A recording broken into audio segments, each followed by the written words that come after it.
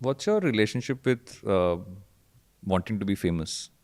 Um, Again, such a great question. How do I say this without being arrogant? Boy, I peaked in popularity in school. Everything else is just bonus I'm living right now. Because in a school of 3,000 people, I was the lead vocalist of my rock band. Hmm. Do you need anything else? No, Bro, do you know how nothing. cool I was? I was peaking. Like, I felt great. I was very driven. We had to win every competition. Every musician in our band was our music teacher, Sir Norman, was incredible. So he really generated this vibe of like confidence what who I'll be on stage with Hmm. music. So Hmm. music was my first forte before stand up was. My dad's a funny person. Just give Hmm. him a whiskey in his hand. Hmm. He doesn't even have to sip it. Just through osmosis, he'll be like, Yeah, oh. And his I first, agree with his feeling you agree entirely. with his feeling I agree also, with just feeling a entirely whiskey. all the time. And his first line of audience is mom. So sometimes when he cracks a joke, I might not laugh because I'm this age group, we have a lot of hubris. Like we are egoistic. We earn. Our self validation comes from me.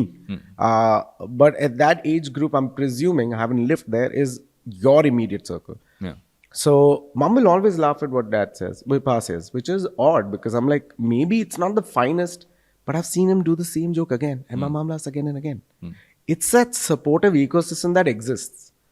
So if something so beautiful exists and that happens to me also, then I just want to make sure that I adhere to it. Like someone's giving you a spotlight, it's your responsibility to hold the what do you call a thermocol and reflect it to the audience a Yeah. little bit as well. And my audience happens to be them. So I don't know if that It answered your does. question. I ask this also because that's again a trap, right? And the more you look at the world today, everyone's trying so hard to be seen so much more. Yeah.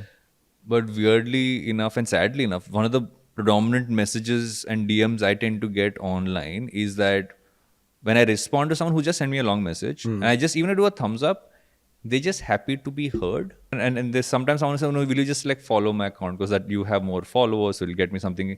And when those things happen, I'm like, what are you doing this for? Like, and I understand the drive to want to have more followers, be more famous, but I think what you said is it distills it down to again go back to the base parts. What's going to make you happy? What's going to keep?